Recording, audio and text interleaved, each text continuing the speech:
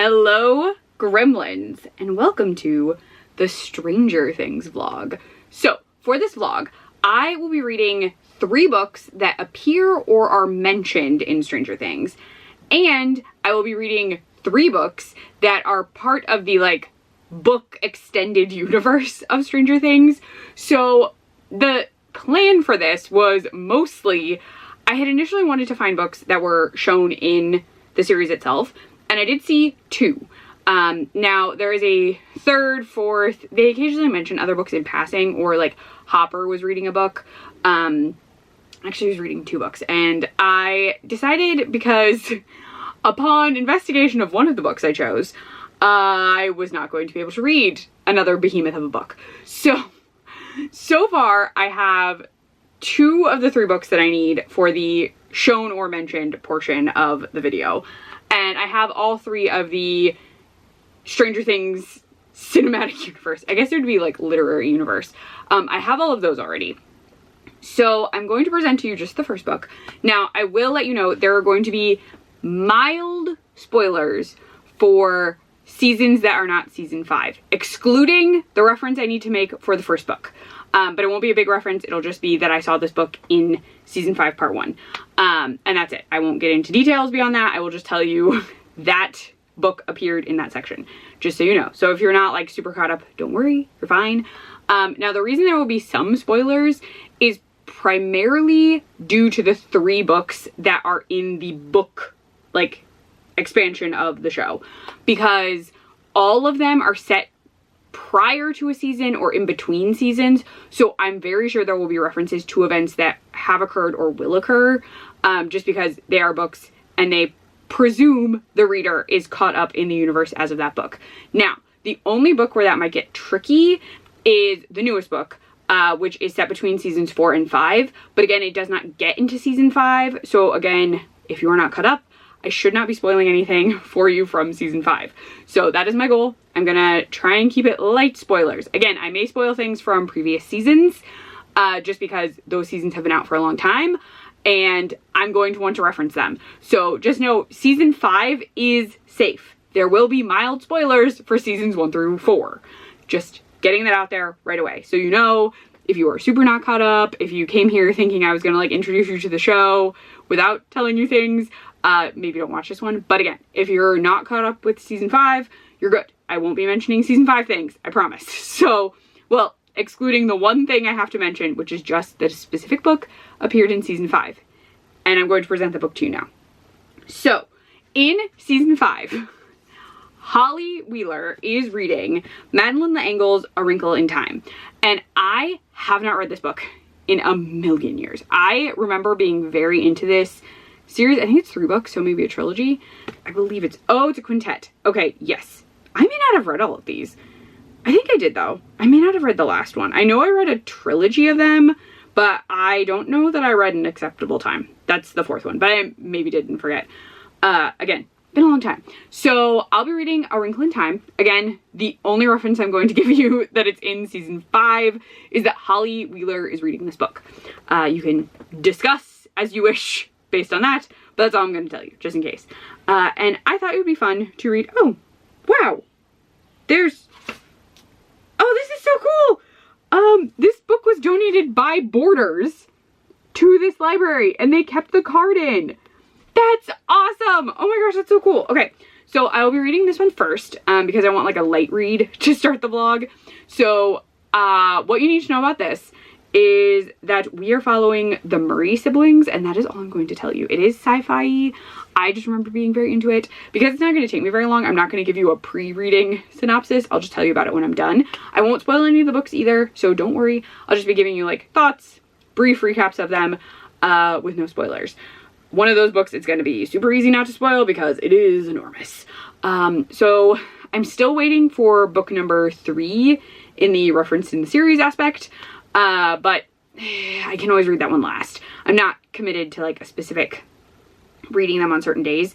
I am going to try and wear Stranger Things related clothing during this entire video. So today I'm wearing my Barb shirt.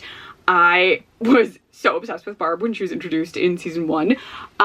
I feel like Barb is very queer coded, and I think a lot of people did, just because of her attachment to Nancy. But that's just me. Sorry, I will cough during this video. It's winter. I have asthma. My asthma is going to act up because it's cold, it's snowy, and occasionally it just wants to be a jerk. So I may cough throughout. You're just gonna have to deal with it. I don't edit it out because it's a thing that my body does that I can't control. So yeah, but Barb shirt. I've had this for forever. So I wanted to wear it today to start the video because she's my season 1 rep. I don't have a thing for... I actually do have a thing for every season. Not technically season 2. Technically I don't for season 2. But I do have this for season 1. But yeah, I will have things that I'm wearing for every season-ish. There will be some season 5 clothing, but again, I won't mention anything spoilery. I will just be wearing stuff that's from season 5. But yeah, I'm excited to read A Wrinkle in Time. It has been a long time. I did want to briefly tell you my history with Stranger Things. So back when the first season came out, before it got popular, and yes, you can be like, Catherine, you sound like a hipster.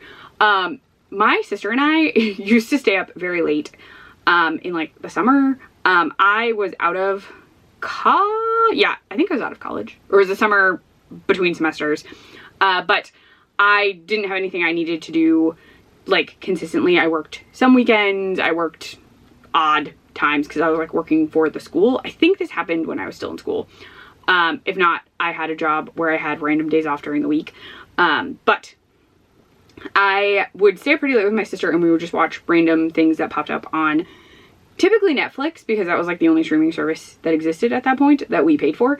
And one random night it was promoting that Stranger Things was on there and we were like, oh, well, this looks like pretty cool. We watched all of Stranger Things season 1 in a night and no one was talking about it. And this is like before you could like find pockets of the internet where like everyone was talking about things. No, literally no one was talking about it. Like we would mention it to people and be like, what? We were like, oh, it's just like Charlotte on Netflix. Like they're kids and there's like creepy government agency stuff and like monsters, and they're like, we have no idea what you're talking about. And then everyone watched it and we're like, see, we told you people would like it. Why didn't you listen to us? So we watched that. We also, the same thing happened with Orphan Black season 1. Like we watched all of it and no one was talking about it where we lived, and we were like, have you heard of... No? Okay. But like we would just like watch the seasons in a night. So we watched all of season 1, I remember, and it was so late. Like we were up very, very late to watch it, but it was a very fun time. We did that again with season 2 and 3, I believe, because I remember staying up to watch the entire season 3 arc, just because of the ending. So yeah, so I've been into Stranger Things since season 1, and I remember buying this as soon as they started making merch, and then I've held on to it because they don't make a ton of Barb merch. So yeah, but we're gonna get into this vlog. I know this was a big opening, but again, I promise no spoilers for the books. Just little recaps and my thoughts, and no spoilers for anything in season 5. Again, I apologize if there are mild spoilers for seasons 1 through 4, but it's going to happen because of the books that are connected to those seasons. I will tell you more about that when we get into those books, but we're going to start with A Wrinkle in Time, which does appear in season 5, part 1. And I will see you sometime later today, my dear gremlins. Hello, gremlins! You're still in the office, though workday is done by a little bit. And I have an update for you, because between a tiny bit of before work reading, some lunchtime reading, and a little bit of after work reading, not a ton, because dogs are important and they need to go out, I finished A Wrinkle in Time. So it has been a very long time since I read this, like very long. But in this, we are following Meg, Charles Wallace, and eventually Calvin. Now, Meg and Charles Wallace are siblings. Meg is the oldest. I am going to put this down for ease. Meg is the oldest of the 4 Marie children, and Charles Wallace is the youngest. Their father has been gone for a while. He and their mother are both scientists, and he was working on some kind of project and has not been back. Now, typically he would be sending letters, but the letters have stopped coming. So they have no idea where their father is. They have no idea what their father is working on, and their mother doesn't know either. So at a certain point, we learn that Charles Wallace is kind of special. He has these friends who are Mrs. What's-It, Mrs. Oh gosh, I'm gonna mess it up. Their names are so difficult. It's mostly because my brain is, they're in the back of this. Hold on, I will just read them to you from the thing. I know it's Mrs. What's-It. She's like the big one. Mrs. What's-It, Mrs. Who, and Mrs. Witch. They are these beings who are living in a haunted house. And Charles Wallace says that he knows who they are. and he speaks with Mrs. Whatsit periodically. Now, the big surprise of this is one of the days they go to meet, he wants to kind of go take Meg to see Mrs. Whatsit after she's kind of briefly met Mrs. Whatsit, because he says that they need to talk to her. When they go to talk to her, they then meet Calvin O'Keefe. And Calvin does go to school with Meg, but he's older than her. And he also sort of has his own special personality. Now, in this, we do know that Charles Wallace has sort of some kind of specialness about him. He is able to kind of like tune in to people, but he's very selective in that, like, understanding of others. Meg, we know, is very smart in like maths and sciences, and she can do math very quickly and in like a very shortcut way. And then Calvin, we learn, has sort of these feelings. He'll be compelled to do something or go somewhere, and he'll have to follow through with that, but he says it's always for a reason. Like, it's not just an odd thing, it's always something very specific. So the three of them wind up meeting up, and ultimately they go on a journey to attempt to rescue Meg's father. Well, Meg and Charles Wallace's father, but Charles Wallace doesn't really remember him because he's been gone for a long time, and Charles Wallace was a baby. Meg was very close with her father and has been very, very upset since he left. Told you I was gonna cough during this video. But they wind up going to Camazotz and having to try and figure out how to rescue, find Mr. Murray, and get him back home. And that is the premise of this entire first book. We are introduced to Camazotz and an all-encompassing sort of black shadow or black force that is kind of all over the place. And that's this like overarching evil that I know is covered throughout the quintet, even though I don't remember reading the entire quintet. I do know that that is key. Like, the evil thing is key. We are also presented with Camazotz and a thing that controls Camazotz. That is like tied to the entity, but is not the entity, I don't think. At least I think they're separate. Connected, but separate. So that is what we establish in this first book, and that's what I'm telling you as a general overview. There are 3 children, various ages, trying to save their father and also basically help assist in this very like intergalactic-esque destruction of evil. And that is what the series focuses on. Now, I do remember ages ago also reading The Swiftly Turning, is it The Swiftly Turning Door? I remember this, yeah. I remember reading A Wind in the Door and A Swiftly Tilting Planet. So there are 5, yeah. The next one is Wind in the Door, and then the third one is A Swiftly Tilting Planet. I know I've read those 3, but I don't think I ever read Many Waters or An Acceptable Time, which will explain quintet is 5. That's why when I was like, wait, it should be 5 books, right?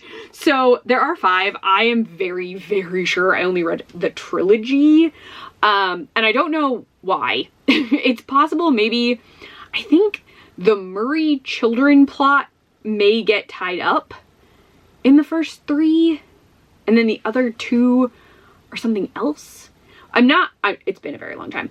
But in this one, that is the setup. We learn there is this overarching evil, and then I do remember the series examines that evil going forward because it's like a dark force that like corrupts planets. And this was very fun to read. It's been so freaking long. So when there was like a Disney movie that recently came out, there was an adaptation. I also remember there was like a television show or something on like ABC Family or maybe ABC Saturday night, whatever night they used to show Disney movies. I swear there was an adaptation I watched ages ago, but I keep saying ages ago, I'm sorry. It was just a long time ago, but I don't know how many years, so I can't guesstimate for you. But I remember seeing the movie, like the newer one that came out because my mom was like, oh, you like those as a kid? And it was like a cheap movie at a local theater. And I remember thinking that the adaptation was a little off, and that's all I remember. And yeah, in this, Mrs. Whatsit is just depicted as a very small person in like many layers periodically, but that is not like, no one's form is their true form, or like you can't perceive them because you're human. So people's visages, I'm gonna say maybe it's both, I don't know, how they appear is not always what they truly are, and that is very interesting to me. I do enjoy Meg. Meg goes on a bit of a journey throughout this book. There's kind of an arc where we learn her flaws, but that her flaws are things that may be able to benefit her going forward. And everyone kind of has their own key aspect to play.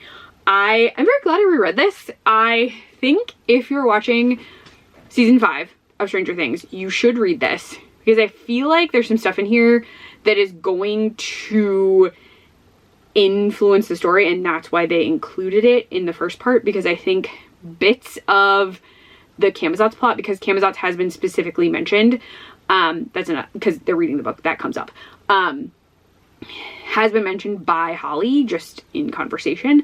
I think that will be important, but that's all I'm going to say. That's not, I'm just saying Holly mentions Camazotz, and she's reading this book, so just, I feel like keep that in mind. Now I'm moving on to one of the books in the like Stranger Things literary universe. So the next book I will be reading is Rebel Robin by A.R. Capetta. I have read this before. It has been a couple years since I read this. Actually, it may have been 3 years. When did this come out? I read it when it came out. So let's see. Oh, this came out in 2021. No, I read it before then, or after then. So I think it's been 2 or 3 years since I read this.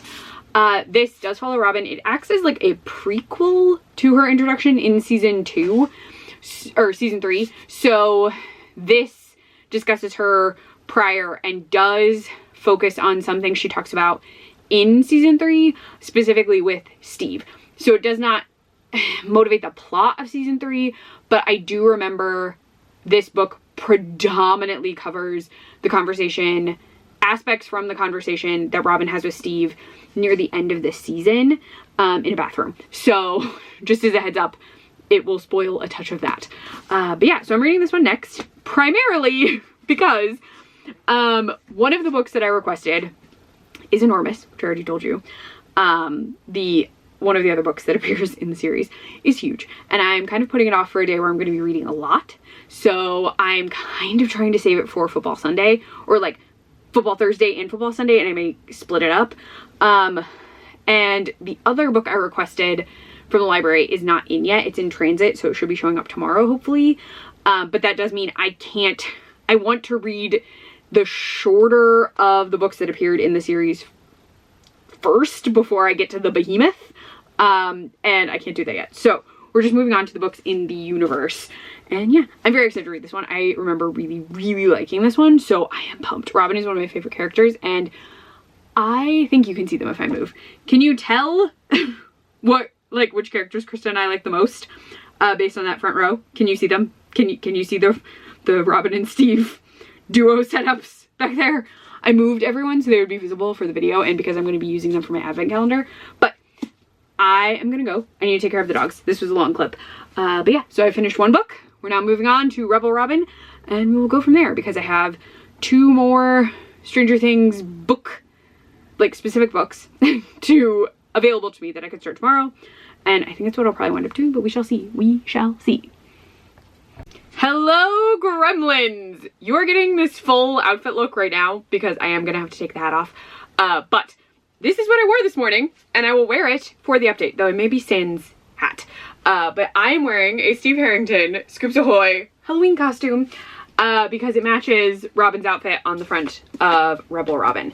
So I just needed you to see it because I don't know how the hat and my hair are not playing nice with each other, but I wanted you to see it in all of its glory. I have little, I don't even know if you can see all of it. There are like little buttons. I'm not wearing I'm wearing winter socks, but I've been wearing a sweater over it. I though need to go grab additional coffee. I just need you to see this super fast before I have to do a bit of a change around, because I can't wear this to a meeting I have. So I have to at least hide the fact that I'm wearing this, but this is what I'm wearing for the time being because it's just too funny that I have this and it's the cover. Also, it keeps sliding so you can see my fancy bra. And by fancy, I mean it has alligators on it. It's just a sports bra. But yeah, so this is what I'm wearing for at least a little while. Not tonight. I will change at some point during the day. Because I did read last night. I just don't have time. So I'll give you an update after lunch or at the end of the workday, but I gotta go. So you just needed to know that this is what I'm wearing for most of the day today. Again, probably without the hat. But yeah, I gotta go. I will talk to you when I have a book update that I can actually give you. See you later, gremlins. Hello gremlins, it is the end of my lunch break. I'm still in this outfit, though I am going to go change. I finished Rebel Robin during lunch, so I have a couple minutes so I can fill you in. I know I didn't give you any synopsis. So this book is set primarily during seasons 1 and a little tiny bit in season 2 of Stranger Things. So you know this because Barb makes an appearance at school and we also see Bob at Radio Shack. So they're in this, and we also get a brief breakdown of season 1's plot where Will has gone missing and the tie-up of all of that. So that we know does occur in this because it's happening throughout town. Robin kind of reports on it because people are like talking about it and we get filled in as we go. What this really focuses on is Robin is in band. She has some like sort of friends that she hangs out with, but she doesn't really feel connected to them. She doesn't want to date. She has no interest in dating any of the guys at school, but she's like very focused on Tammy Thompson. She like keeps thinking about her, but she doesn't really think anything of it, just like she's obsessed with her, and then that results in an obsession with Steve Harrington because Tammy's obsessed with him and she's like, why would you like him? Why do you like the hair? Why? I don't get it. And as we're following Robin through this like year of school roughly, the epilogue jumps a year ahead, but we're basically following her school year.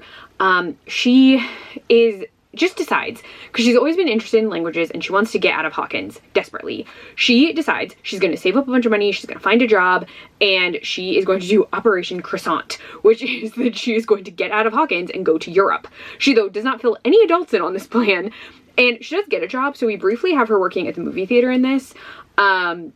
I'm not going to tell you why she's no longer at the movie theater and why she has to get a job at Scoops Ahoy, but she does briefly work at the movie theater and does make a decent amount of money doing it before she stops working at the movie theater.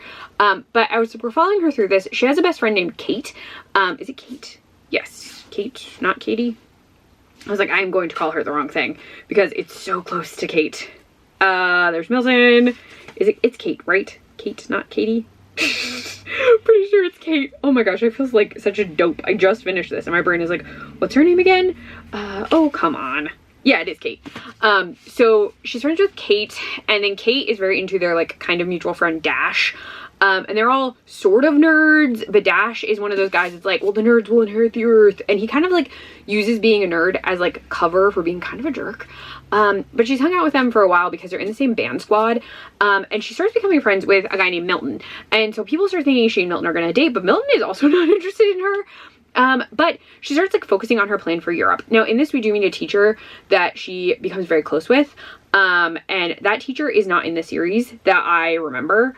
He only exists in this. He's her English teacher, Mr. Hauser. He is a very nice man. He's very kind. And you'll understand, I think, why he's not really in the show, just because we're not interacting with the sophomore year very much. We also do get to see Steve and Nancy together at a certain point, and we get bits and pieces of other characters, like Joyce does show up. Mrs. Wheeler shows up. There are mentions of the kids.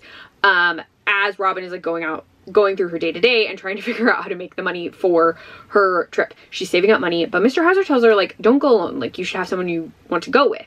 And so she keeps thinking like, oh, maybe Milton, because Milton and I are getting really close. But then she starts thinking she and Tammy should go to Europe. And from that point, Robin starts having this realization like, oh, maybe I have feelings for Tam. And so this is really just like us following Robin as she's trying to understand herself. And it is kind of a coming out story in that sense, though she doesn't really tell anyone, which will make sense as you're reading it, you'll see. But it's such a good like insight into who Robin is and why by season 3, when we're introduced to Robin in the show, she is like wearing like black aspects, she's kind of snarky, and why she, as she gets more comfortable with everyone as the seasons progress, why she's becoming more like, I'm trying to think of a good word. Like, she's more talkative and she's more herself, because we do learn that Robin is actually trying to like come into her own because she's been kind of hiding in Hawkins. But now that she wants to get out, she wants to become Rebel Robin and have an identity that is her own. Now, I won't tell you why she's at Scoops Ahoy and not in Europe. You'll have to read the book to find out, but it is very good. If you like Robin, you definitely need to read this. And I don't know that I'm gonna sneeze. Sorry, that was so out of the blue, but I feel like I'm gonna sneeze. I just want to finish this clip. Oh, please don't sneeze. Oh no, oh no. Okay, I think it stopped. But I'm gonna get changed into some pajamas for the rest of my day. I'm putting on a onesie. I'm cold. I'm wearing shorts in the middle of winter, and a t-shirt. I've had a cardigan kind of thing on, but I'm cold. But yeah, so I'm gonna get on comfier clothes, and I'm not 100% sure what the next book is, so we shall see. I think I know, but I'm not starting it today. So the next book will be something I start tomorrow, but we're gonna do something fun after work tonight. So I will show you all of that when we get there, but I'm gonna get out of this very fun outfit and put on some cozy pajamas so I can keep warm. But I must go. I will see you for some fun Stranger Things themed stuff later tonight. Gremlins.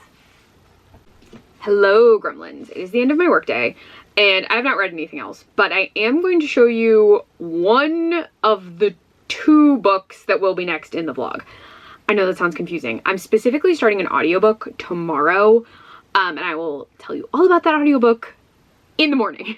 But for the time being, I'm going to show you the book that I'm going to force myself to either start tonight or tomorrow during football. Or I guess maybe during my lunch. I don't know. It's very large. So the book in question that I've kind of been putting off is The Talisman by Stephen King and Peter Straub. Straub? I don't know. I'm guessing. This is huge in comparison to the other books I picked for this vlog. And yeah. So the reason behind the picking of this book is I think it's the finale of season 4. We watched that and then part 1 of season 5, but I think this was in 4. If not, it was right near the beginning of part 5, and this is not a spoiler to you, but Lucas is reading this book. And I saw it, and I was like, oh, his copy doesn't look that big.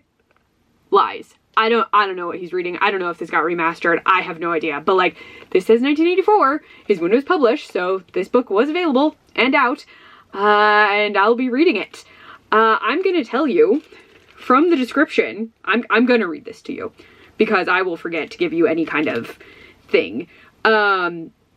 Okay, so this was designed to coincide, this version was published to coincide with their other book, Black House. And this is like what kicks all of the events off in there. That's what the top of this says. Kind of, it just is a thing. But anyway, here's the synopsis. On a brisk autumn day, a 12-year-old boy stands on the shores of the gray Atlantic near a silent amusement park and a fading ocean resort called the Alhambra. The past has driven Jack Sawyer here. His father is gone, his mother is dying, and the world no longer makes sense. But for Jack, everything is about to change. He has been chosen to make a journey across America and into another realm. One of the most influential and praised works of fantasy ever written, The Talisman is an extraordinary novel of loyalty, awakening, terror, and mystery. Jack Sawyer, on a desperate quest to save his mother's life, must search for a prize across an epic landscape of innocence and monsters, of incredible dangers, and even more incredible truths. The prize is essential, but the journey means even more. Let the quest begin. I do not typically read fantasy. I have not read a lot. I used to read more when I was younger, but oddly enough, I have this fantasy book, and then the third mentioned in the series book is also fantasy, but I'd read that one before. This, though, seems like a monolith of a book. I think that's the right word for what I'm talking about. It's just very large, and I need to start reading it. So if I don't start it tonight, I'm definitely starting it during some point tomorrow, either during Thursday Night Football or before that. So I thought I would present it to you now, since it's in my office, and I'm leaving it in my office for the time being. It's very heavy. So that is one of the books that I need to start. The audiobook, again, I will tell you all about tomorrow. And so I'm not just like not showing it to you. You won't see the book, and I'm not going to insert it or do that. I never insert things because, one, I'm lazy and I just don't want to do it. But also, I don't want to try and find the right cover. The third book that is mentioned in the series that I will be reading is The Hobbit. It's mentioned in season 1. There's a very large discussion about it by the boys when they're talking about Will going missing. The street he was on, they have nicknamed based on something that exists in, they can do a huge argument about like The Hobbit, The Lord of the Rings, The Hobbit, The Lord of the Rings. We're reading The Hobbit. And I say this because I have read The Hobbit before and I remember liking The Hobbit. I did attempt to read the Lord of the Rings trilogy after reading The Hobbit, per my mother's direction. So my mom actually owned The Hobbit and Lord of the Rings, and she also does not read fantasy very often. And she was like, I think you should read The Hobbit first. And I was like, oh, but isn't that, she was like, well, it's a prequel and it did come out later, but also like, I think you should read The Hobbit first. And I was like, okay. And she said that because she was like, it's like one contained story. She was like, and on top of it being a prequel, it'll help you get an idea of the book, like the trilogy. She was like, and it's much easier like access point, I think, for young readers. No, that one is specifically listed as YA at a number of libraries. And I know that I have read it before and I know I enjoyed reading it. I did not watch the movies.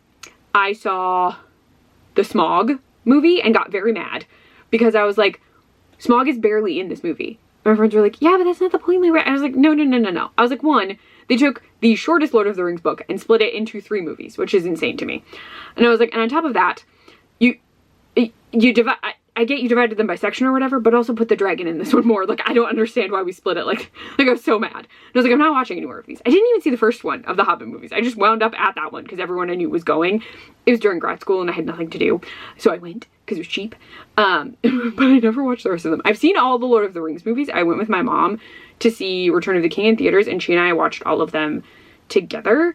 And I know I tried to read the books. And if I remember, I know I read The Fellowship. I think I maybe struggled through The Two Towers, and then I never finished Return of the King. I think I tried to start Return of the King and I never finished it. And I don't know what it was. Like, I know people absolutely love Tolkien, and it has Tolkien. I'm just gonna get caught in a loop of mispronouncing people's names.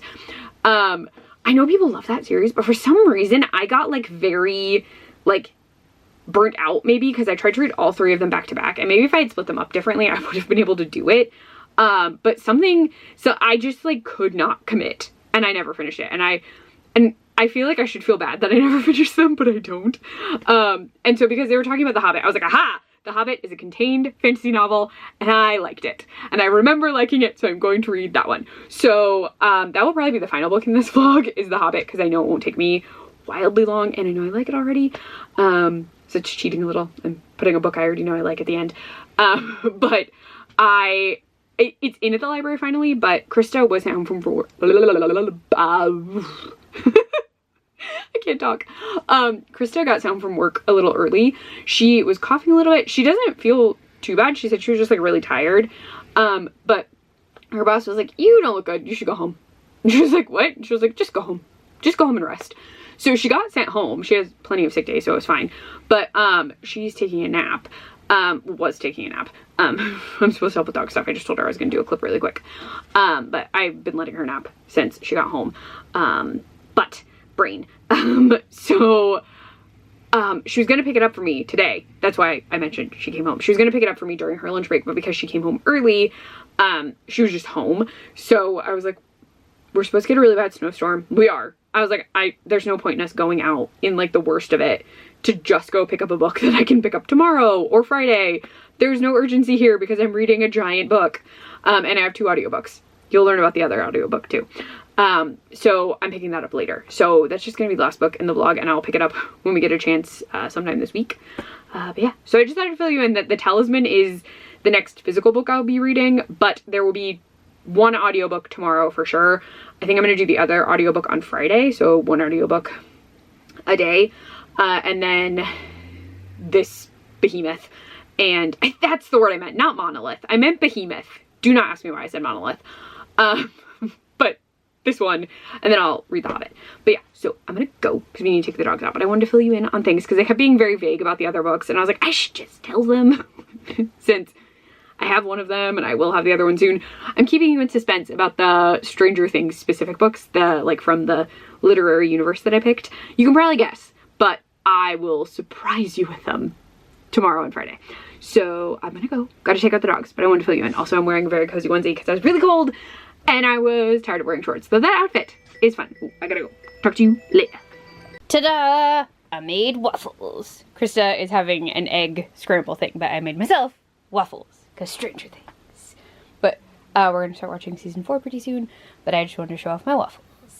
I'm also very hungry, so you're seeing them before we start watching stuff. But I made a little stack of waffles. Alright, talk to you in a bit. Bird, I'm gonna snatch that diploma. I'm gonna run like hell out of here. Thanks. Flight of Icarus by Caitlin Schneiderhan. Read for you by Lee Osorio. Good morning, gremlins! So I'm doing a very Hellfire-inspired outfit. I added the choker. I don't know if I'm leaving this on. I just did. I added rings, one of which is a mood ring that I believe Krista won for me at an arcade, and because I'm cold, it's just a variety of colors. But you should have seen that I have started Stranger Things, The Flight of Icarus, by, oh, what is the author's name? Caitlin Schneiderhan. Schneiderhan? They said it at the beginning and now I don't remember. You heard the name, I believe. So this is a prequel for Eddie, and I believe it's set in 1983. And we're following him and Corroded Coffin. We're also being introduced to the Hellfire Club that existed then, which does not include any of the, like, Stranger Things kids. But, like, Gareth was introduced as a freshman, and Gareth, we know, is a senior in season 4.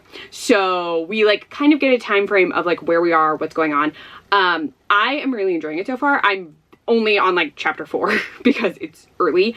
But I am excited for this one, and I'm excited for the next audiobook too, but I'm not gonna get ahead of myself. But yeah, I'm wearing my Hellfire shirt. I've had this since season 4 came out. Krista and I got matching shirts, and we actually wore them on a, like, date weekend to the casino in Messina. we haven't gone in a really long time, mostly because I get very bored. I like want a fun machine. Like, if they have like a fun, like, I don't do anything exciting, but like if they have like a fun slot machine, I'll do like 20 bucks and then I'm done. But like I will get like tired of being on the floor. So we don't go very often. And typically if we even go, it's mostly to do like a hotel. When we went, we again have not gone in a very long time, but it was because we had like a hotel stay discount. So you could stay for like super cheap. And then like you sometimes got like free plays or like discounted plays kind of stuff, and we were just like hang out for like an overnight. But again, we haven't gotten a really long time. But I know I have photos of us in these shirts. I have longer hair, but like I'm wearing like a whole get up for hanging out at the casino. But yeah, so that is the book I'm starting today. I am going to keep this outfit on. I think I'm probably going to throw a cardigan on because I'm a little cold. The temperatures dropped into the teens.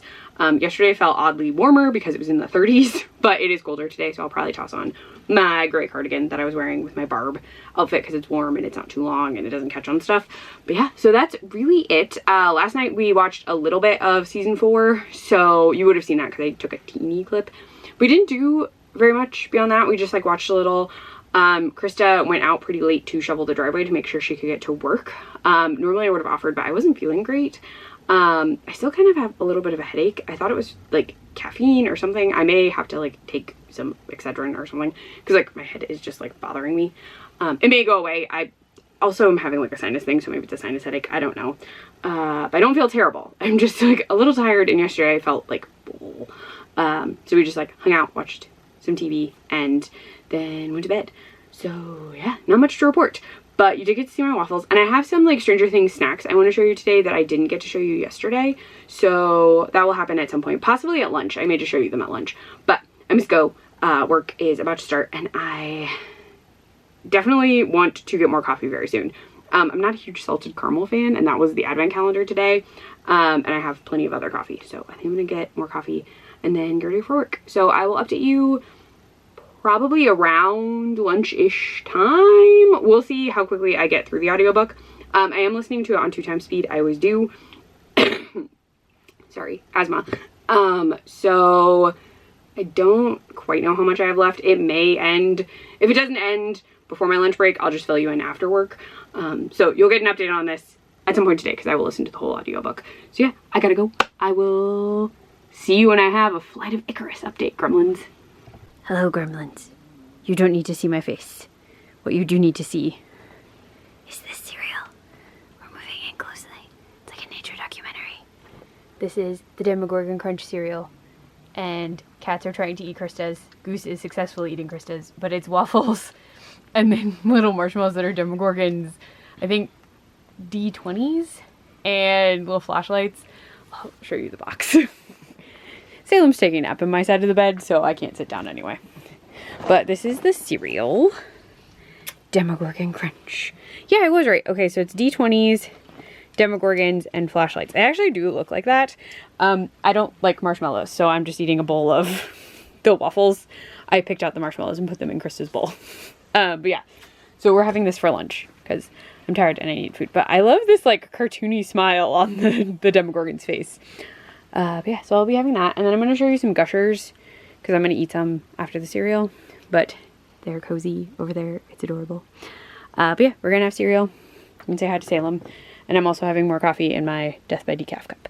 But gonna go. We're gonna have lunch. So I will talk to you briefly when I open the Gushers. Ta-da! These are the Gushers. I had some earlier today because Krista opened a pack yesterday and determined she does not want them. They're Gushers. She did not grow up with them. They're enemies of teeth. Yeah, they're very chewy, which I had forgotten. I have not had these in forever. My mom never bought these. I would just like occasionally have them if they were like at school or something. Or attached to your mom. Goose is trying to take Krista's lanyard off of her that she needs for work. But this is them. The packaging inside is just standard Gushers packaging. But okay, this free sticker they're talking about, it's inside the box. Like it's attached. That's the sticker. It's on the box. Like, how does one even get that out? Like, I'm gonna have to cut the box up. Is it? No, it's not. It's like literally on the box. So you can't even... Oh. I don't know. Wait. Did you loosen it? I couldn't get it off. Haha! She did it. But there's no backing. It's just no backing. A rogue Demogorgon sticker. It looks cool. I'm gonna put it on something because it has no backing and now it's stuck to me. I think it's too big for my phone. I don't know. But this is the sticker. The Gushers are fine. I'm not putting it on Binks. Alright, but there is Binks, who's now scowling at Krista. Like, excuse me, I don't want a sticker on me. But I gotta go. This is close to the end of lunch break. And I'll have a book update for you at the end of the day because I have like 2 hours of the book left. But yeah, gotta go. Hello, Gremlins. I'm briefly holding this. You can barely see it anyway, but I have finished Flight of Icarus. I'm gonna close this because it's really washing me out. I'm leaving my sweater on. I'm cold. So we are following Eddie for this entire thing. It is a setup that will explain to us why Eddie's living with his uncle, why Eddie's dad isn't in the picture, why Eddie's mom isn't in the picture, and how Eddie is at school even though he's a lot older. He actually is 18 at the start of this, and I have no clue how old Eddie is. I thought he was only 18. I guess he wouldn't be 18. He's somewhere in his 20s, I guess, in the show. Don't ask me why. I have completely forgotten how old he is. But he was going to school. It's his senior year. He's not doing great at this point, but he's like going to school because he has the Hellfire Club. He has these kids he really cares about. He has a friend named Ronnie who he has kind of grown up with. They've known each other for a long time. And he kind of has stuff that he wants to accomplish, even if it's not really like school. Now, the premise of this is really that Eddie's band Corroded Coffin is heard by this girl from Hawkins who has gotten a job at a record label, and she's like, I think you're really good. And he like convinces her to let them come and like play or like to submit and record. And so that is all going on. But the issue is that costs money. And the interesting thing here is when we meet Eddie's dad, he's not exactly the greatest guy. He is consistently not around. Wayne is frequently the default kind of guardian for Eddie because his brother is constantly gone. His brother will just kind of like show up periodically, and there's always something going on with his brother. Like he always owes someone money. He's always in trouble with someone. Something is always bad. And so what happens is his dad shows up and he has this plan. And he wants to rope Eddie into it. Eddie's very against it. And then Eddie realizes he needs cash. He needs cash to try and get his band discovered. And then once that comes into play, things start getting out of Eddie's control. He is involved in something that he would never have been involved in otherwise. He's listening to his dad. He's doing stuff with his dad that he would never do. And then while recording is something that he and the band really want to do, the issue is that do they all want to become musicians? Is that the goal? Some of them have other things that they would like to do, or they're not interested in like they would have to move. Like there are so many aspects that like they don't all fully consider, or they do consider and Eddie doesn't take into account. So we're really following Eddie as he's like struggling with so many things at once. And we do get an entire setup for how Eddie is living at Wayne's, and we get to meet Reefer Rick. So Reefer Rick is a character that is introduced but never seen in Stranger Things 4, and we actually get to meet him. I knew I was gonna have to cough. I started to wheeze. I could feel it.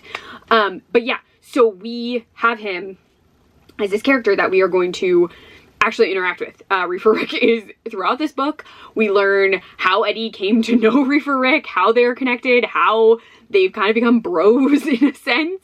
And it is very interesting. This one is pretty high stakes throughout because Eddie is doing some pretty dangerous things with his dad. But I thought it was really interesting, and it really did explain Eddie to me. It set up why Eddie acts the way he does, why he is so protective, but also why he's a little bit zany. Like, I would say he's had so much going on. He's been dealing with so many things, and then at a certain point he's just kind of like, whatever. And I very much enjoyed it. I thought it was a great prequel for Eddie.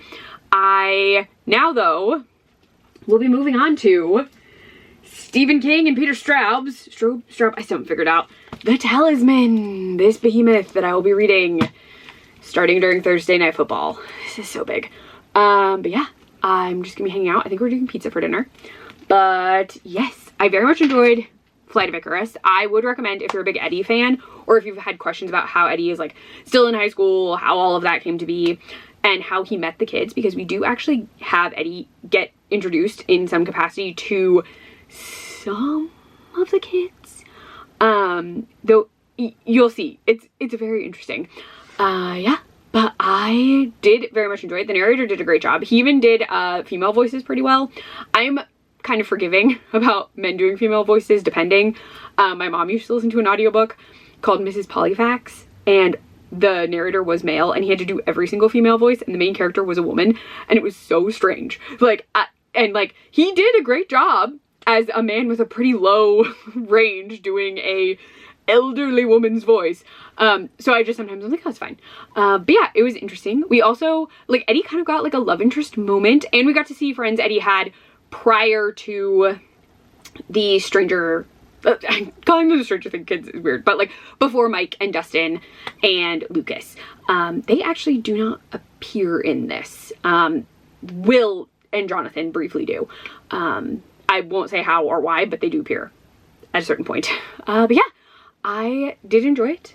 I'm very concerned about the Talisman because it's huge. But yeah, we're gonna go from there. But I have to help with dogs, and then we're just gonna hang out for the rest of the night. I might change into a different shirt because we're getting pizza and wings, and I don't want to get any more stuff on this. There's definitely a coffee stain on this shirt. It's very small. I'm not really worried about it, but I noticed it and I was like, of course there's a coffee stain on this. I consistently have worn this and had coffee. Most of my clothes I've consistently worn and had coffee around, but I don't wear a lot of white because of coffee stains.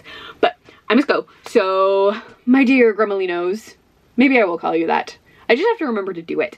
I must away. So I will update you on the Talisman when I can. Also, I ate some Gushers, and they're less gushery than I remember. They just kind of taste like fruit snacks. But yeah. But I'm gonna go. So, talk to you when I have something to talk to you about. My eyes are very tired, Gremolinos. Gremolinos! See, I did it. I told you I'd try and do it. My eyes are very tired. I have read 308 pages of The Talisman, which is slightly less than half the book. Only slightly. I have like 345 pages left. Oh gosh. You're gonna have to actually move. Cause I gotta stretch out. I'm sorry. Krista's trying to get comfy, and Bruni was taking up her entire side of the bed. He'll get situated in a sec. Okay, so I gave you a brief thought on this. Coffee on your heated blanket remote. Oh, yes, we have a heated blanket and coffee got on Krista's 2 weeks ago, a week ago. So the buttons are a little sticky. It's still working. It didn't get on the actual blanket, just the remote part. Oh gosh. I told you I'm tired. I love you, room, but I need to lay it down. Okay. Logbook. Very logbook. In this, we are following a 12-year-old boy named Jack, which is interesting because, you know, in The Shining, we're following a guy named Jack who's an adult. Also, this Jack kind of feels like he has The Shining because sometimes he has, like, visions or memories of things. They're really more like memories, but it still feels a little bit like The Shining, like the actual thing. Anyway, so he feels a little bit like Jack's kid, whose name is escaping me because, again, I am tired. And also, I've had to remember there are 2 different Jacks. There's this Jack and The Shining Jack. But 12-year-old Jack is on a quest to save his mother and also the queen of, oh my gosh, of a different realm, which is like the dreaming, like it's just another reality. And when, No. Bruni, no, what are you there doing, bud? Here. Come on, no. You can't lay on top No. of them. He's gonna lay right there. That's on top of Kira. No. No, he's just on top of you. No, he's on top of her head. She's under the blanket. Oh. From over here, her head was there. Okay, this book, I have to... Oh, and my battery's dying. Great. This clip is going real well. I'm gonna talk fast.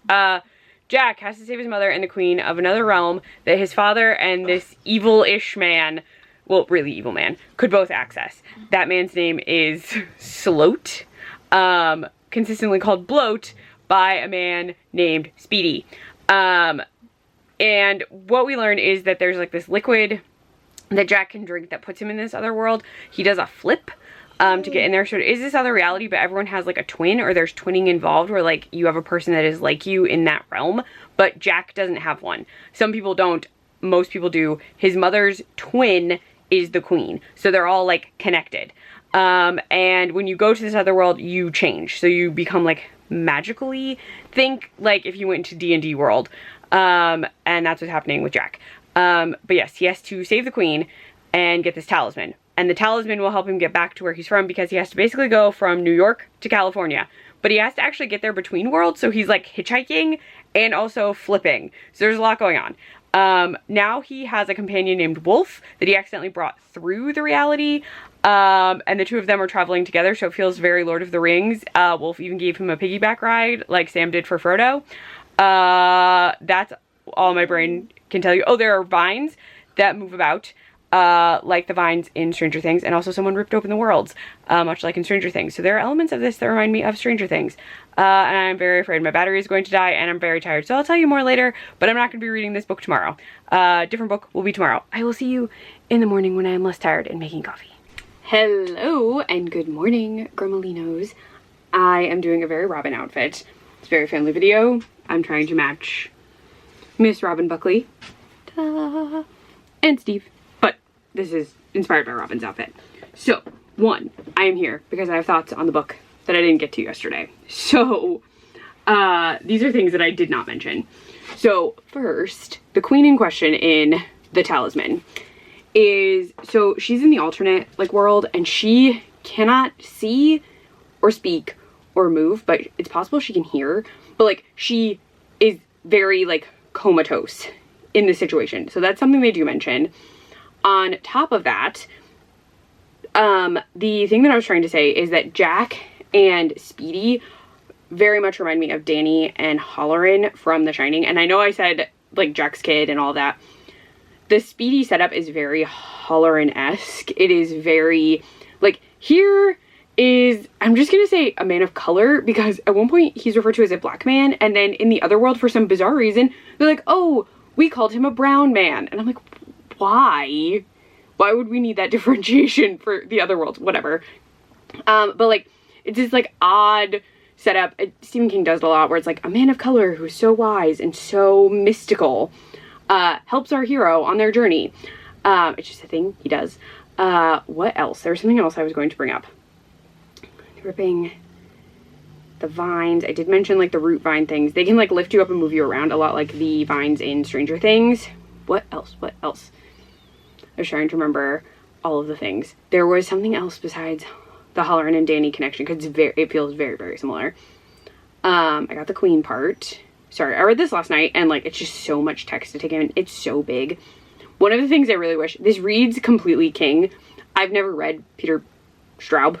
I think it's Straub.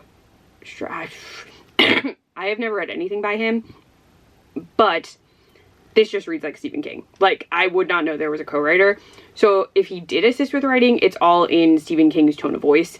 So it's all very written in a Stephen King tone. It really is. What else? Those are like the big things that I like meant to talk about yesterday and didn't really. I feel like there was something else that I'm just not remembering. Oh yeah, it's not coming to me. But this is a very long book. Very long. Really wish King had an editor, because some of this doesn't feel necessary. It's a lot of explanation of like what things are, who things are, the other world in connection to the real world. And I'm just like, this is a lot that I don't super need. But it's fine. It's just too long. Like, I just think it is far too long. But I'm going to finish it because I have like about half of it left. So the other thing I was going to talk to you about today is Family Video, because I actually worked there. I worked at Family Video from like 2015 to 2016. I worked at 2 different stores, one near my house, one not exactly near my house, but it was near where my folks worked.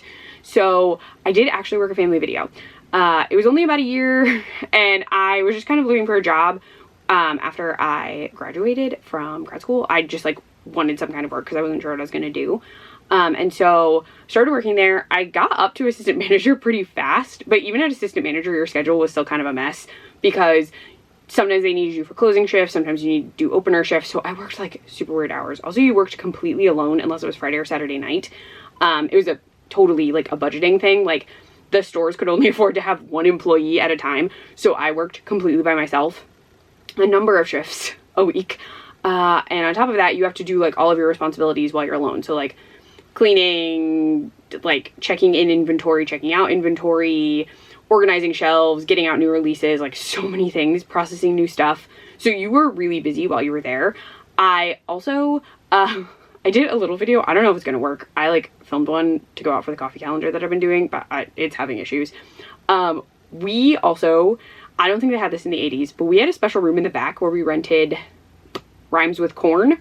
And we did rent it. We rented a lot of it. And the DVDs were really expensive to rent. So like people would come up and they would have them and they were just so expensive. And you just had to check them out. You were not allowed to say the titles of the movies out loud. Like in our standard procedure, it was like scan the movie, tell them the name of the movie and when it's due. For these, you just scanned it and said your rentals are due and handed the movies to them and tried to like keep the covers.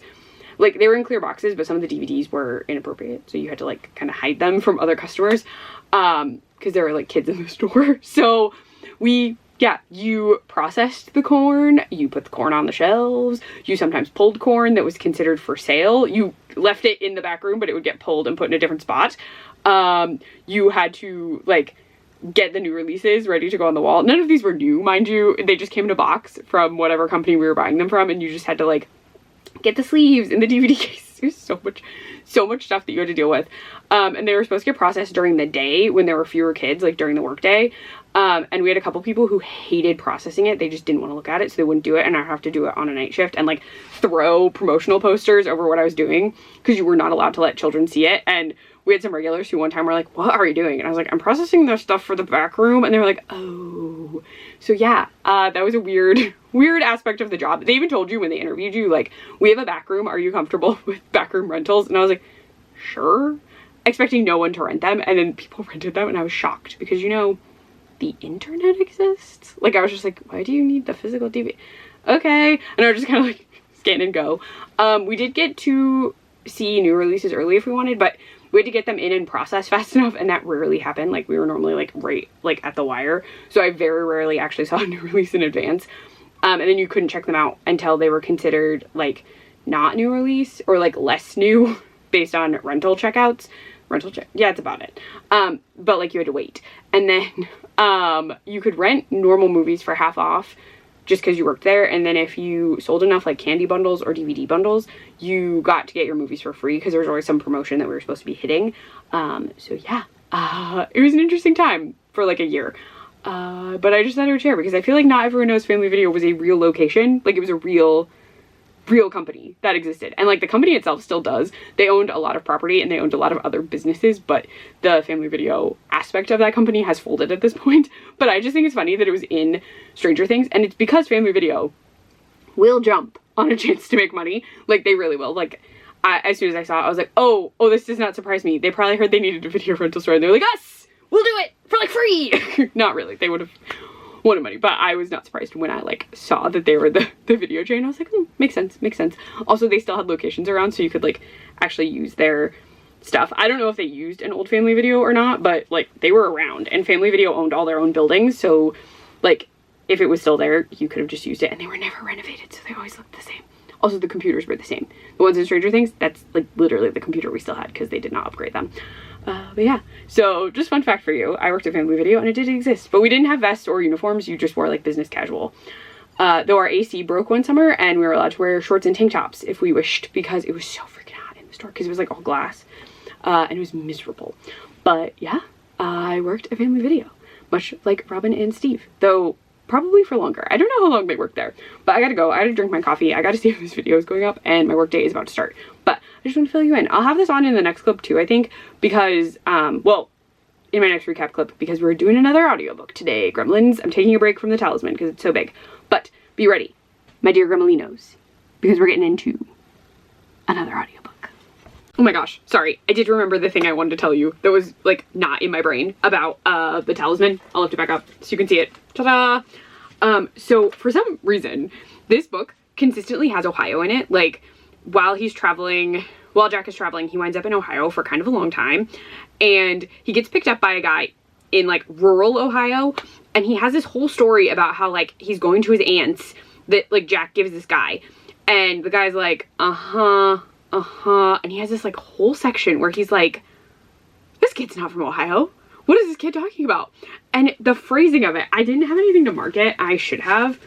Let me see. I'm not gonna be able to find it now. It was really funny. And I read it out loud to Krista because I was cracking up.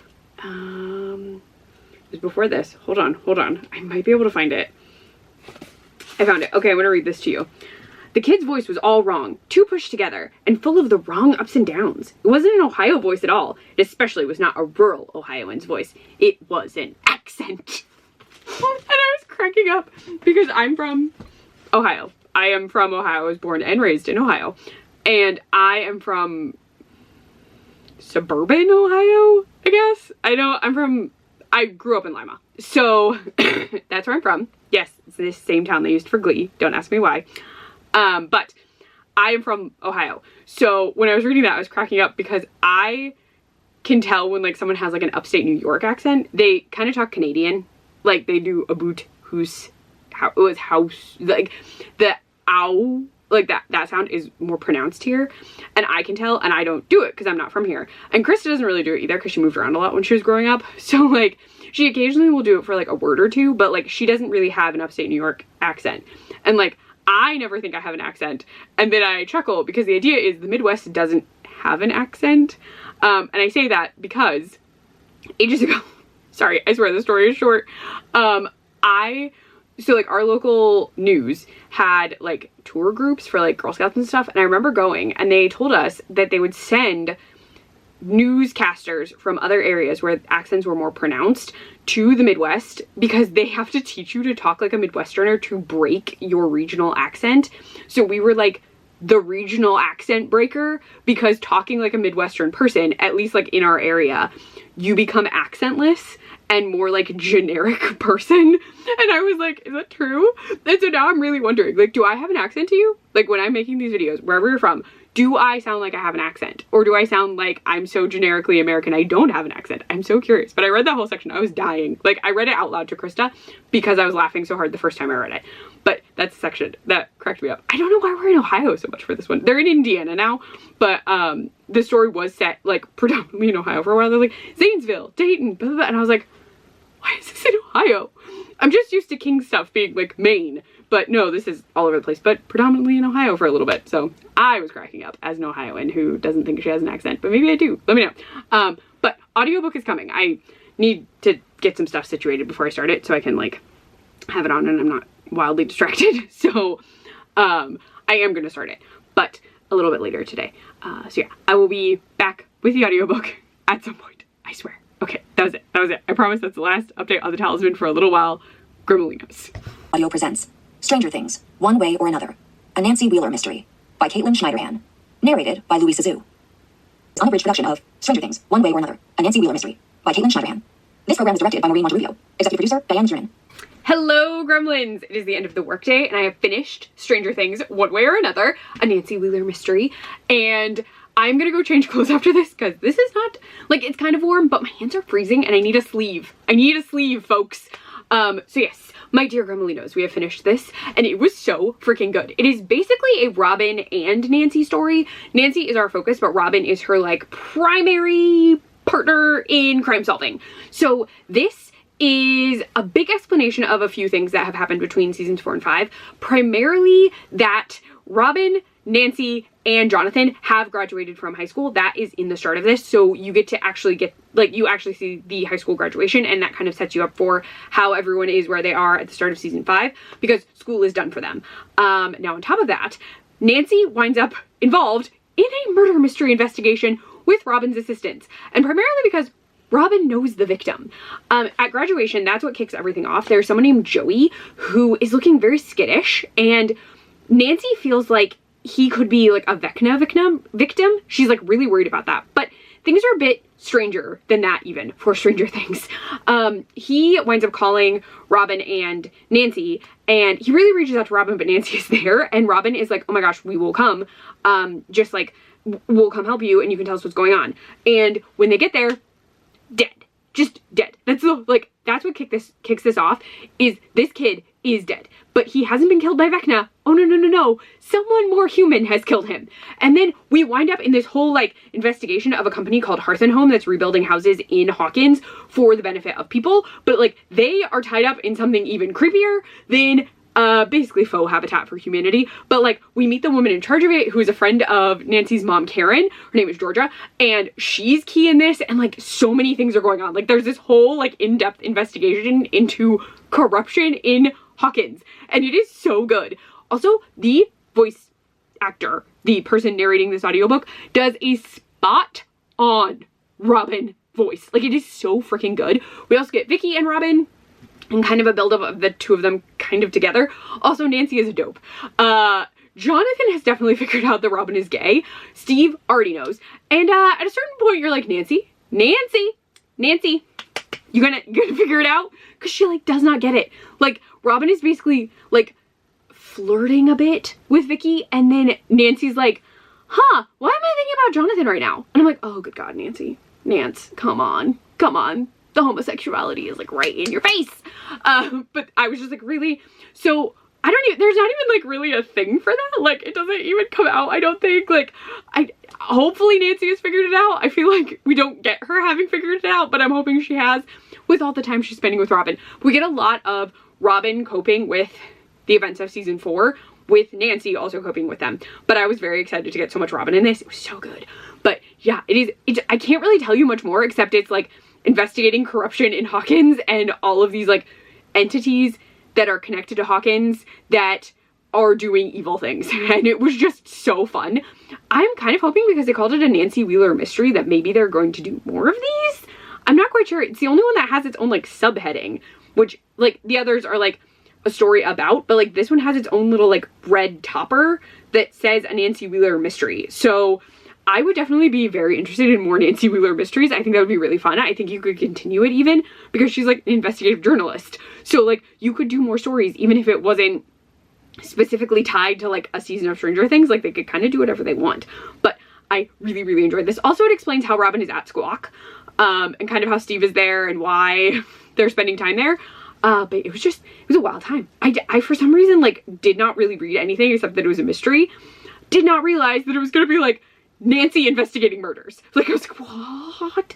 But it was incredible. I highly recommend. I also very much recommend the audiobook, because the Robin voice, spot on. It's just so good.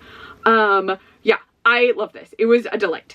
I also now need to go change, because it's the end of my workday, and we are going to get walloped with a snowstorm tonight. Like, for the entire weekend. So I need to change, and we need to run errands that we were going to do tomorrow that now we cannot do tomorrow, because it's going to be just terrible weather. Truly terrible weather. So yeah, so I have to change, because I'm not super warm. I need a sleeve. I need bulkier clothes. But I very much like this outfit. I'm going to keep it together so I can, like, use it as a costume in future. But yeah, I am not looking forward to snow. Really, really enjoyed one way or another. Really, really did. I'm just now like, oh, snow is coming. But yes, so I really like this one. I liked the Eddie one, but this one definitely beats it out just because it was Robin and Nancy, and it was so much fun. Like, it was such a good, wild time. So yeah, the focus of the rest of this book will be the talisman. The rest of this reading vlog will be me finishing the talisman and also reading The Hobbit, which I have to pick up from the library today. So yeah, those are the last 2 books in this vlog, but I mean, they're hefty. The Talisman, I still have over 300 pages, and I think The Hobbit's like 300 pages. It's not the longest Lord of the Rings connected book, so I think we'll be fine. I can probably finish that one on Sunday, hopefully. I'm also really hoping I can actually finish the Talisman. It's so long. But I must go. I must get changed. We have to run errands. So be ready for a snowed in at home rest of this video where I read fantasy, which I don't read very often. So I'm just going to be reading a lot of fantasy in Stranger Things clothing, and when we're not watching football, we will either be watching movies or Stranger Things. So it's gonna be a fun time, but I gotta go. So my dear Gremolinos, I gotta run. See you tomorrow. Good morning, Gremolinos. It is Saturday. Yes, I did it. I told you I would try and do it. But I just made coffee, and I used my Cheers Queers mug because I'm wearing my Robin sweatshirt. And also, look at the teeny Robin. Look at the teeny Robin. Teeny Robin. She's so cute. Everyone putting their feet on So cute. We have donuts. She's a little blurry. Sorry. See if it'll. There you go. But matching shirts. So cute. We're gonna have coffee, and we picked up apple fritters at the store, and then we have to head out. So we're doing. You're not pulling Goose. You're getting sugar My everywhere. gosh. Goose just yanked the donut off the plate onto the bed. Okay, I gotta go because we're doing this, and we have to head out to meet Krista's folks for lunch. So yeah, I'll talk to you possibly sometime later tonight, Gremlins. I'm not really reading tonight, so I don't know. We've just been watching Stranger Things. I think we're watching a movie today. Maybe Probably. a gem from the 80s. Yes, maybe I'll show you that. But I gotta drink coffee, gotta eat food. So I'll talk to you probably a little bit later tonight, Gremlins. Hello, this is super quick, but Eddie just ate SpaghettiOs in season 4. And I found these at Walmart, and I had been looking for them all during October. They did not get them, and they suddenly had them this month. So I'm having spooky SpaghettiOs, and they're in the microwave right now. I will say they're mostly circles, but if it'll focus, those are the special shapes. So there's a pumpkin, a ghost, and spiderwebs, and they're like mixed in. But yeah, I'm gonna have SpaghettiOs for dinner. Krista is eating hibachi leftovers because that's where her folks wanted to go. So she's having that. Then I'm gonna have this because she offered me hibachi, and I was like, I ate a lot of stuff at hibachi. No one ever wants their vegetables. So I ate a lot of vegetables and a lot of steamed rice. And I'm just very, like, I was good on the hibachi front. So I'm having spooky SpaghettiOs, but I just wanted to show you really quick. SpaghettiOs. Now I'm gonna eat them. Mornings are for coffee and Eggos. Today's coffee is vanilla bean from the calendar. We're gonna eat these Eggos. They're off-brand Eggos, FYI. They were cheaper. Hello, Gremolinos! I have done it! I have finished the talisman. Oh my god, this man needs an editor. There's so much in here that does not need to be in here. I gave you an update at the halfway point, so I will let you know that we continue to follow Jack, who is periodically referred to as Jason. I won't get into why, but there's mentions to a Jason. Yeah, this is a lot. At a certain point, Jack winds up with a different travel companion, and it's his friend of a long time named Richard, who is his Uncle Morgan's son, and they start traveling together. And I will tell you, Richard gets a touch annoying both to Jack and to the reader because he refuses to believe things that are right before his eyes consistently. But we are following Jack as he continues his journey to find the talisman to save his mother. And as we're doing that, we do get into some things that I think really tie in to Stranger Things. So, again, these aren't really spoilers. This is just connections to the Upside Down that I saw that you would see throughout the series. So not a direct spoiler. I'm just saying, like, some things remind me of Stranger Things. So we do learn that if events happen in what are called the territories, this other world, they can have an impact on the world that we live in, or the, like, normal world, I guess. So that is something we learn. We also learn that things that happen in our world can affect the territory. So they kind of can affect each other. Now, there's also this idea of, like, twins, or the idea of one version of you being in each of these areas. So, like, you can have a territories version of yourself, and you can have a real, like, this reality's version of yourself. And things can affect, like, each of those people. So if something happens to one of you, something else can happen to the other of you. Very similar. So it's the same kind of idea of the two realities kind of impacting each other. We also get in this part that there are some earthquakes that can occur based on events in these areas. We also learn about the blasted lands. The blasted lands are in the territories, and in this area, basically radiation in our reality has impacted that specific spot in the territories. So there are kind of mutated animals. They do mention like a skinless dog type creature, which definitely kind of sounded like a Demogorgon. They were very different, but it still reminded me of a Demogorgon. There's also discussions of getting sick from being in the blasted lands, which again reminded me of like being in the Upside Down in Stranger Things. Now later, when we're getting near the discovery of the talisman and getting to the talisman, there is a specific house mentioned. It's a hotel. There's a specific location that is mentioned and has to be like accessed, which kind of reminded me of some things that I won't get into details for because I promise no spoilers, but like a specific entity being where you need to go, like a specific location, not really entity. Location is where you need to go to find something or to achieve something. Now, on top of that, while they're in this area, there is like water and there's like slugs, and I just kept thinking of those like little slug things that we see in, I believe, end of season 1, part of season 2, these like upside down slugs. That comes up. There's a continued emphasis on these vines that can grab you, can pull you, can kill you, and they exist both in the territories, and there are certain areas where like the territories appear to have leached into our reality a bit. So those tendrils do also exist in our reality. There's also those like rips and tears that I mentioned where you can pass through, that are not just you kind of like allowing yourself to go in, you are like forced into the territories. I did enjoy the story. It's really like a quest story. I just think it is very long.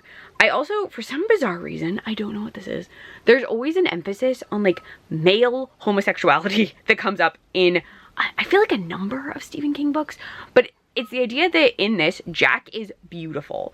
Like, he hits a certain point and Jack's like, oh, people are noticing that I'm beautiful, and it's eliciting this response from men. It's only men. And it's men who, even though he is a child, are seemingly attracted to him. And it's very awkward. It's just awkward to read. And I was like, why is this in here? Why do we need to do this? Why is this here, sir? There's also moments, I don't know what this is, and I watched Jordaline's video where she's reading The Shining, and she mentioned there's a section where testicles come up. And it happens again in this. There are at least 2 separate sections, 3 actually, where a man's testicles are vital to the story for some random reason all of a sudden. And it's not really vital. It's like something's gonna happen to them or something does happen to them. And I was like, why? Why are we into this? Why is this happening?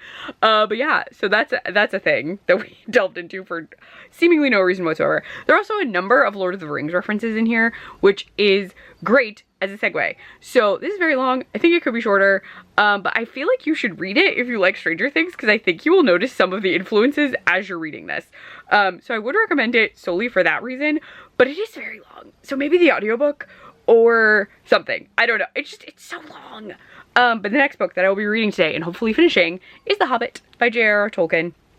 I have read this before, and it is technically considered like middle grade or young adult, because it's not written super difficult. Oh, this book is in a lot of damage. The book is entirely held together by Scotch tape. I will show you. My copy's from 1962, I believe. There was also a note that it's like very water damaged. Is that what it said? I think because it was only $4.95 when it was purchased by the library. Yeah. Oh, 1966. So they could be reading this copy in Hawkins in the 80s. They would be around. But let me show you how rough this book is. Just gonna pan you down real quick. Yeah, so it doesn't look too bad initially. Touch of water damage is visible, but I didn't realize this would happen.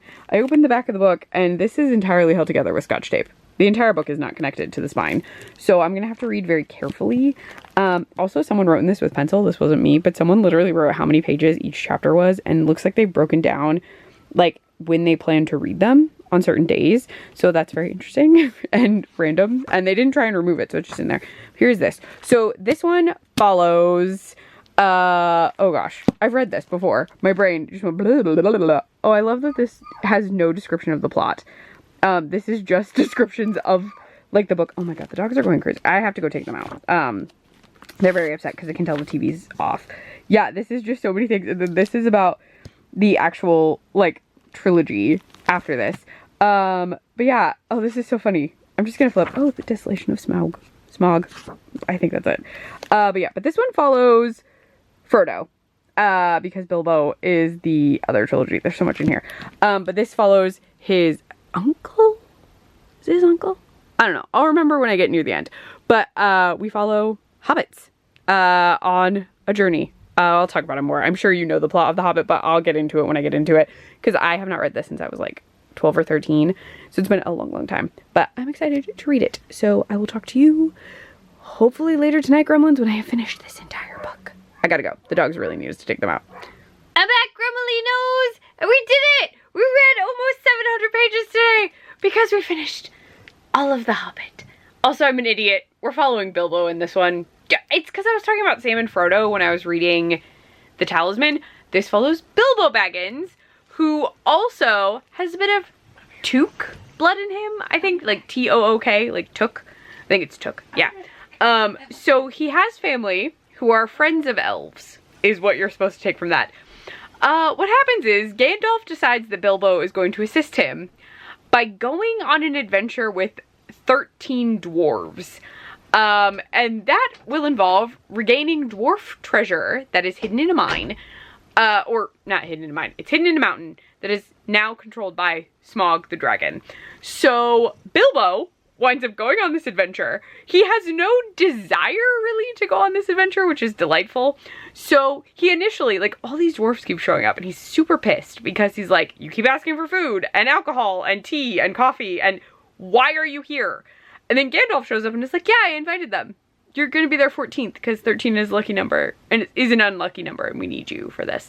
So Bilbo winds up going, and the argument is that his mother's Took ancestry inspires him to go. Like, it kind of is like, we are friends of elves and you should go because we like adventure. But also consistently Bilbo is like, I just want to be in my house with my fire and my food. Why am I here? Which is just wonderful, really. The Hobbit is I think it's the shortest of the Tolkien books. I could be incorrect, but it is a standalone, whereas the trilogy of The Lord of the Rings is 3 books. But in this, again, we're following Bilbo on his adventure. And during this adventure, Bilbo finds the ring, which you need to keep in mind for the trilogy that is to come. And throughout, Gandalf the Grey, who they only ever call Gandalf, which I find so interesting. Gandalf is off doing Gandalf nonsense periodically with no explanation. He will tell no one what he's doing. He's just like, I have stuff to do. Sorry, I gotta go. Yeah, no, I understand. I hooked you up with a guy that can turn into a bear and I got you some ponies and sorry, your other ponies got eaten. A number of ponies get eaten in this. I just need to throw that out there because I was like, oh my god, a lot of ponies get eaten by a variety of creatures. But yeah, it's just Bilbo and these dwarves like dealing with a number of issues. But the reason I was reading The Hobbit specifically is The Hobbit involves Mirkwood, and Mirkwood is what Mike, Will, Dustin, and Lucas have nicknamed the street that, excuse you, Binks is trying to take my camera strap. It's the road that Will is on when he goes missing. So they've nicknamed that street Mirkwood, and that does actually make a ton of sense because Mirkwood in The Hobbit is an area where it is very dark. There is no food, there is no water. You have to have brought supplies with you or you have nothing. And what we know of Will in season 1 is that he winds up in the Upside Down where there is no food, there is no water, and it is dark. So Mirkwood is the perfect name for that road because of what happens to Will. So it does fit very well. Also, Mirkwood is mentioned in the Eddie book that I read. So again, very great tie-in, perfectly well done. But it was very fun to read The Hobbit again. I haven't read it since I was like, I think 13, maybe younger than that, but I was in my like pre-teen, teen era. But it was really fun. I love following Bilbo. There are also moments where Bilbo uses the ring and it's just like, I'm gonna go. Y'all have fun. I don't want to be involved in this. He just disappears because he doesn't want to be there. But, sorry, I knew I was gonna cough. But it was very fun. I very much enjoyed it. The Hobbit, I think, is your best access point for Tolkien. I would recommend it over trying to start the trilogy. I would read this first and then go into the trilogy. That's how my mom recommended it to me when I was a kid, and I just think it's the easiest way to go about it because The Hobbit is a contained one-off story. It was released after the trilogy, but I feel like it's like your better entryway because it's one story. There's not as much lore tied into it because you're primarily following Bilbo, who there are things going on, like you learn about dwarf history, elf history, but it is still really Bilbo being like, I'm on this adventure and I don't want to be. We also meet Gollum in this one, and we get a tiny explanation of the ring, sort of. So it sets you up for the trilogy, and I just think this works really well if you want to read something that is Tolkien, but you don't want something super complex. So I had a very fun time, but this also means the vlog is done. I have read all the books I set out to read, so I hope you enjoyed this Stranger Things themed reading vlog. Also, I'm wearing this very cool The Squawk sweatshirt. It's really comfy. I've very much enjoyed wearing it today because it's super cold out, but I'm gonna go. If you've read any of these books, please let me know. Also, if you've read The Talisman, let me know your thoughts because I feel like that book is just way too long. It's so long. But yeah, that is it. If you like this video, please give it a thumbs up. If you want to see more from me, please subscribe. And I'm also on Instagram at @ClefGoEverAfter. But that's it. I have read so many things, so many books. Some of them were very long. But yes, I'm gonna get ready for bed. We're still watching a football game, so I'll be up for a little bit longer, but I'm tired. I've had a little bit of wine while I was reading, and I'm very sleepy. So I will see you in the next one, Gremlins. Bye!